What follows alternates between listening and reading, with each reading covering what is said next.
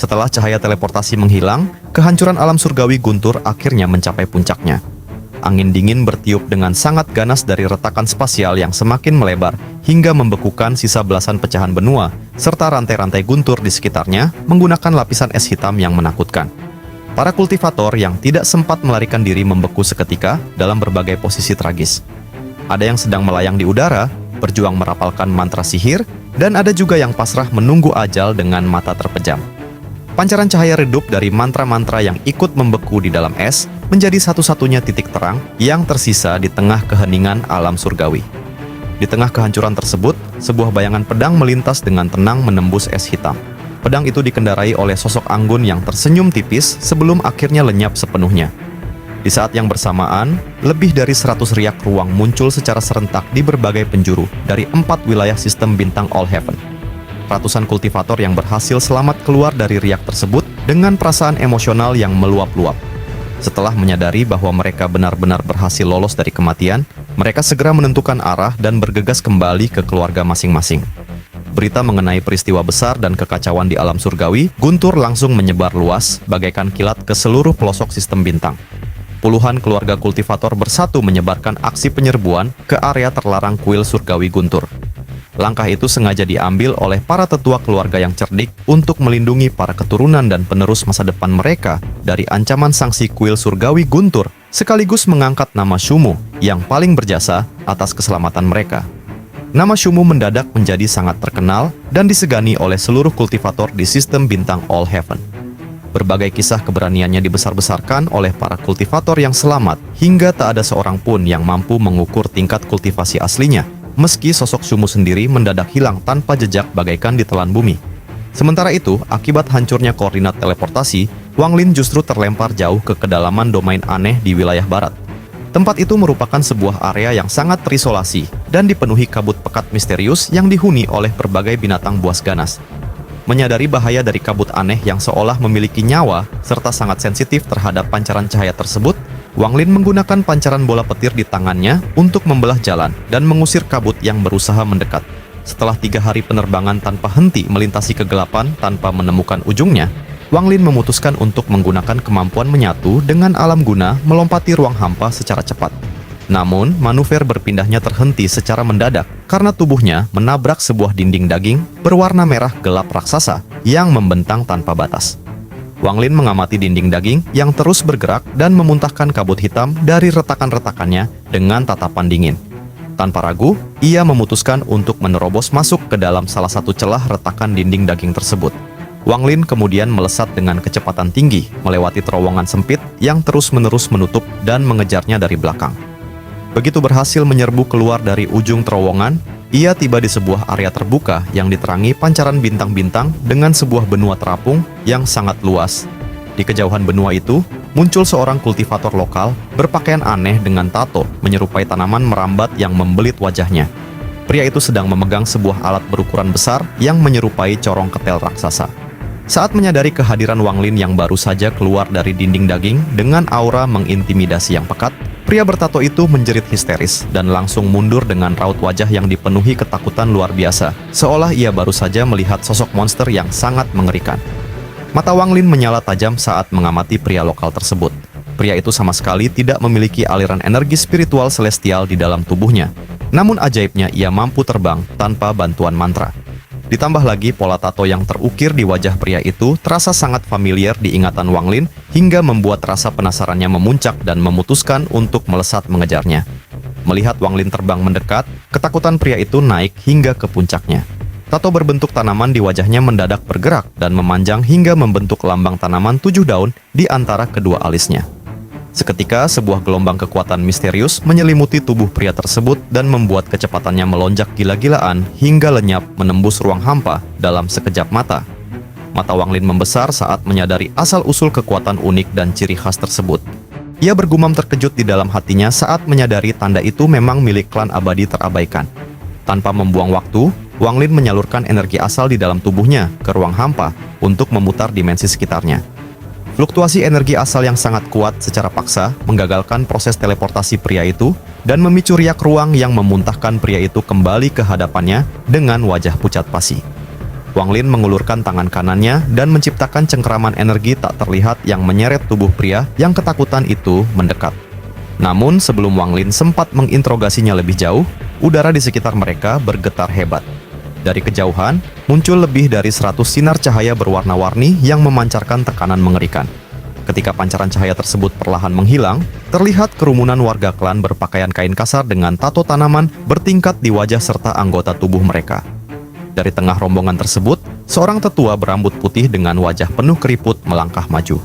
Namun bukannya melancarkan serangan balasan, tetua itu justru menatap tangan kanan Wang Lin dengan mata berbinar penuh rasa hormat yang mendalam dan bertanya dengan nada sangat sopan mengenai tujuan kedatangan seorang celestial tingkat atas ke tempat terpencil mereka.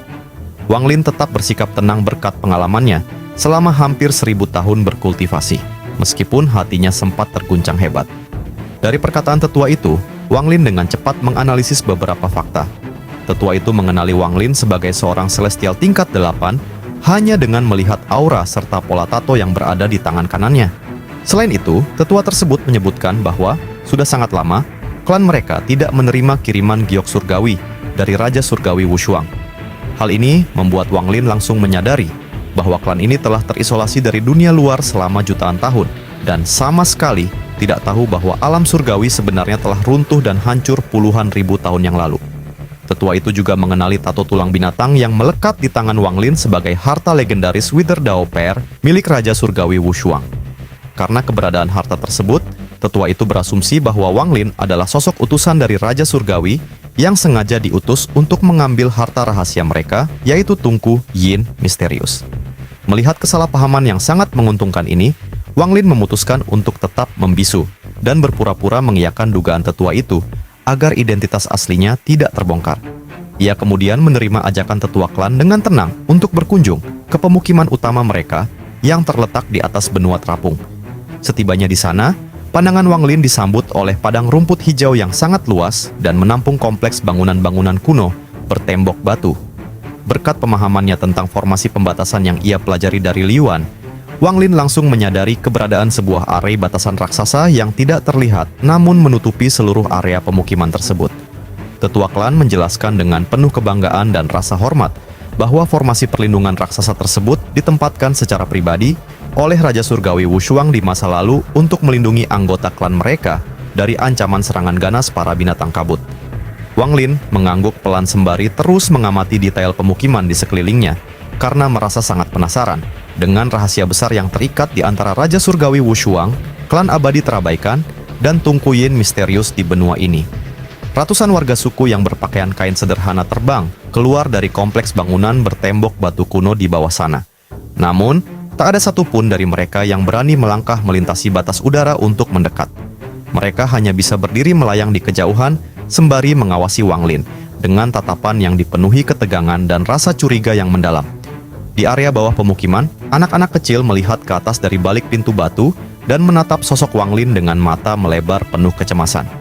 Wang Lin sempat tertegun dan terkejut mendapati fakta bahwa seluruh keturunan yang tersisa dari klan abadi terabaikan ternyata telah berhasil berkembang biak dan berjuang bertahan hidup di wilayah terisolasi ini sejak ratusan ribu tahun yang lalu. Melihat warga sukunya diliputi ketakutan, tetua klan yang mendampingi Wang Lin segera memberikan teguran keras menggunakan bahasa lokal yang terasa sangat aneh di telinga Wang Lin. Mendengar ucapan tetua tersebut, kerumunan warga akhirnya bubar perlahan walau masih menaruh curiga. Tetua klan lalu mengajak Wang Lin pergi ke atap bangunan batu yang paling tinggi dan megah. Demi menjaga kewaspadaan dan mengantisipasi segala ancaman, Wang Lin memilih untuk tetap berdiri tegak di area udara terbuka dan menolak secara halus ajakan tetua tersebut untuk melangkah masuk ke dalam ruangan. Saat Wang Lin melemparkan pandangan dinginnya dan menanyakan alasan utama di balik rasa takut yang terpancar jelas dari mata seluruh warga klan, tetua itu menghela napas panjang dengan raut wajah penuh kepahitan, sebelum akhirnya mulai menjelaskan rahasia di baliknya. Sudah puluhan ribu tahun lamanya, tidak ada satupun sosok celestial dari alam surgawi yang datang berkunjung ke pemukiman mereka, sehingga membuat sebagian besar warga pada akhirnya meyakini bahwa para celestial telah menelantarkan klan mereka sepenuhnya. Terlebih lagi sejak 30.000 tahun yang lalu, Tungku Yin misterius yang berada di area terlarang klan selalu menyemburkan kabut hitam pekat setiap 100 tahun sekali. Kabut itu akan berubah wujud menjadi binatang iblis yang sangat ganas dan yang paling kuat di antaranya, bahkan mampu menyamar menjadi bentuk manusia asing demi membantai anggota suku. Karena itu, mayoritas warga curiga dan menyimpulkan bahwa Wang Lin tidak lain adalah siluman kabut yang sedang menyamar. Ketika Wang Lin mengangguk paham dan meminta untuk diantar secara langsung ke area terlarang, guna melihat Tunku Yin misterius. Sebuah gertakan keras, bagaikan dentuman guntur mendadak menggema membelah ruang hampa di atas pemukiman. Seorang pria raksasa setinggi 3 meter berjalan santai melintasi ruang hampa tanpa pijakan. Tubuh bagian atas dan seluruh wajahnya hampir tertutupi penuh oleh ukiran tato tanaman yang menjalar dengan lambang tato 13 daun yang bergerak-gerak hidup di antara kedua alisnya. Hal itu menandakan pria itu memiliki kekuatan fisik luar biasa yang setara dengan kultivator tingkat korporeal yang.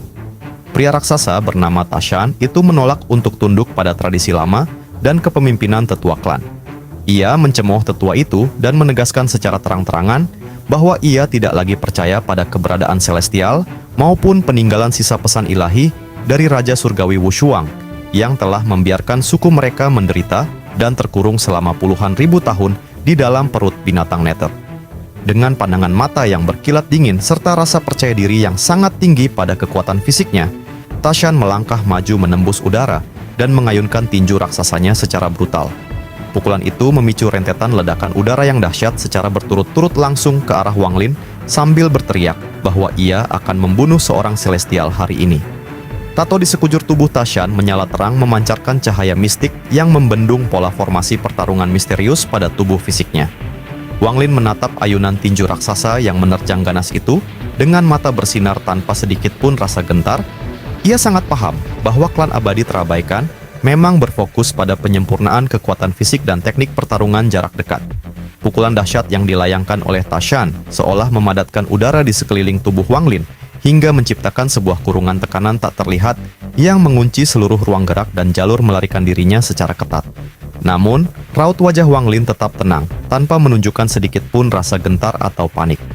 Ia hanya mengangkat kaki kanannya dan melangkah santai ke depan. Langkah itu memicu gelombang energi dari dalam tanah yang mendadak meledak hingga menghancurkan kurungan udara misterius tersebut sampai tak tersisa, bagaikan pecahan cermin. Tanpa memberi kesempatan Tashan untuk memulihkan diri, Wang Lin melesat secepat kilat dan menepuk dada Tashan menggunakan telapak tangannya. Momen singkat itu memicu badai energi internal yang menghancurkan organ dalam Tashan, serta melempar pria raksasa itu mundur ke belakang sejauh puluhan langkah. Tashan meraung marah dengan kebanggaan diri yang terluka akibat pukulan tersebut.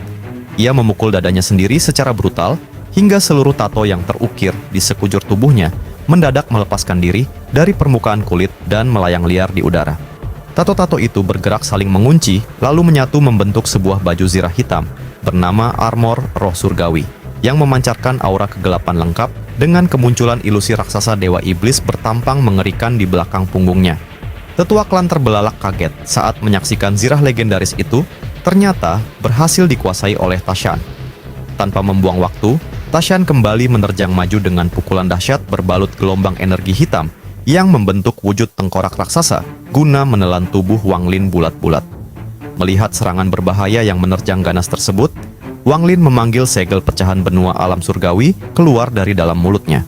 Pukulan milik Tashan mendarat telak pada segel raksasa selebar 1000 kaki tersebut.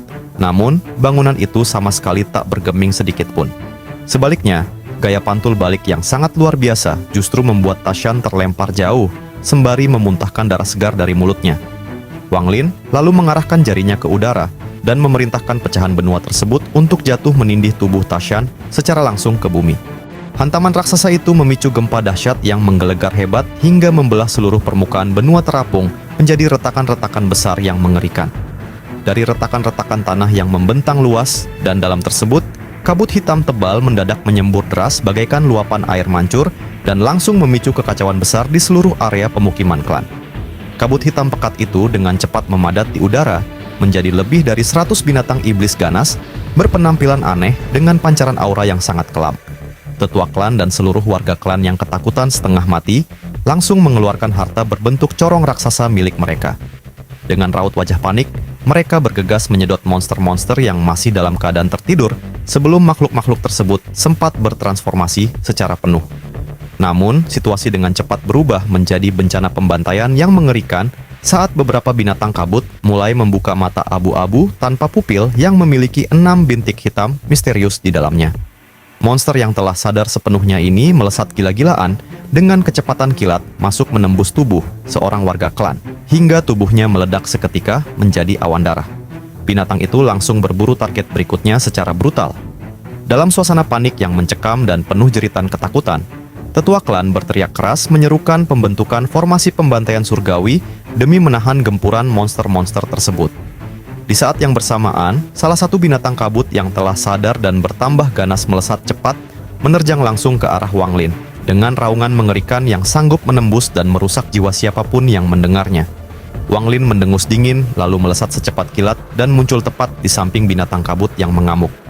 Dua jarinya bergerak membentuk pedang yang menekan titik di antara kedua alis binatang itu hingga meledak seketika. Namun bukannya musnah, tubuh monster itu runtuh menjadi gumpalan kabut hitam yang berputar liar dan bersiap memadat kembali. Wang Lin menyipitkan mata, kemudian mengumpulkan energi guntur di ujung jarinya, lalu menembakkan bola-bola petir hingga melumat gumpalan kabut tersebut sampai hancur tak berbekas. Melihat belasan binatang kabut tersisa menyerbu warga klan secara ganas, Wang Lin melayang ke udara dan menunjuk langit untuk mengeluarkan sungai dunia bawah. Dalam sekejap, sungai dunia bawah muncul dari kehampaan dengan memancarkan daya isap yang sangat dahsyat. Hampir seluruh binatang kabut tertarik masuk dan hancur di dalamnya. Namun, situasi mendadak berubah menjadi rumit ketika kabut hitam di dalam sungai bukannya memurnikan monster itu, melainkan menyatu membentuk sosok siluet manusia bermata satu. Tetua klan yang melihat hal tersebut berteriak panik meminta Wang Lin untuk segera mundur. Ia memperingatkan bahwa binatang kabut berbentuk manusia memiliki kemampuan adaptasi yang mengerikan. Jika sebuah serangan atau mantra tidak langsung membunuhnya dalam satu kali tebasan, tubuhnya akan menjadi kebal terhadap jenis mantra yang sama pada serangan berikutnya. Monster bermata satu itu melesat dengan cepat mengejar Wang Lin. Sementara itu, Wang Lin mencoba menyerangnya dengan gabungan puluhan bola guntur. Namun, monster itu selamat dan justru menyerap elemen petir tersebut untuk melipat gandakan kecepatannya. Melihat kilatan membunuh di mata siluman itu, Wang Lin menarik pedang surgawi dari tas penyimpanannya dan mengeksekusi tebasan Heavenly Chop. Tubuh monster itu terbelah dua dengan jeritan menyedihkan. Ketika kabutnya berjuang keras untuk menyatu kembali dan menahan efek tebasan pedang, Wang Lin dengan cepat mengombinasikan mantra mematikan. Ia meluncurkan mantra stop untuk menghentikan secara mutlak proses penyatuan kembali kabut hitam tersebut, lalu mengaktifkan tato tulang binatang untuk memancarkan cahaya hantu yang mengubah gumpalan kabut menjadi batu, dan akhirnya menyuapkan gelombang energi asal untuk menghancurkan kabut yang membatu hingga hancur menjadi debu. Kecepatan dan dominasi mutlak Wang Lin menghancurkan siluman itu membuat seluruh warga klan serta Tashan terperangah tak percaya. Setelah ancaman musnah, Wang Lin meminta tetua itu untuk segera membawanya ke Tungku Yin misterius. Tashan yang telah bangkit dan menyadari kekalahannya memohon izin untuk ikut menjadi pemandu karena ia adalah penjaga altar yang sangat mengenal tempat itu. Mereka bertiga kemudian berjalan menuju area kuno berpintu ungu yang dihiasi ukiran rune mistis. Tetua klan membuka pintu tersebut menggunakan lukisan darah dari jarinya dan mengungkapkan lorong gelap yang menyemburkan hawa dingin menusuk tulang. Mengetahui kondisi fisik tetua itu yang sudah tua, Tashan menawarkan diri untuk memimpin jalan menuruni tangga batu yang curam. Wang Lin menyetujui dan berjalan mengikutinya dari belakang dengan kewaspadaan penuh. Setelah menuruni tangga selama setengah dupa, mereka akhirnya tiba di sebuah ruangan bawah tanah. Di tengah ruangan tersebut, berdiri sebuah tungku raksasa setinggi 100 kaki yang dipenuhi oleh ukiran tato mistis di seluruh permukaannya. Itu adalah Tungku Yin misterius.